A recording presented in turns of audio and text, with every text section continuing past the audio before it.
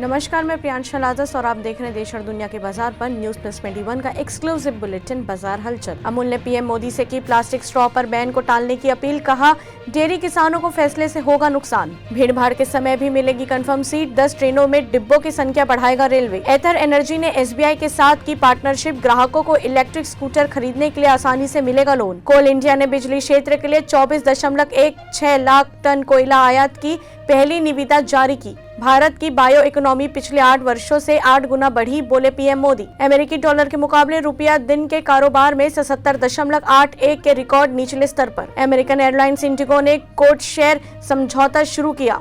आकाश air ने 5 Boeing 737 max विमानों की बिक्री लीज बैक के लिए ग्रिफिन के साथ समझौता किया। पंजाब में शराब की कीमतों में 30 से 40% की कमी संभव, नई आबकारी नीति को मिली मंजूरी। एप्पल के सीईओ ने जताई चिंता, टीम कुक बोले प्राइवेसी में दखल अंदाजी अब नॉर्मल, ये हमारे सोचने के तरीके बदल रही। ऐसे ही जानकारियों के लिए देखते रहिए न्यूज प्लस 21, आपके हक की बात।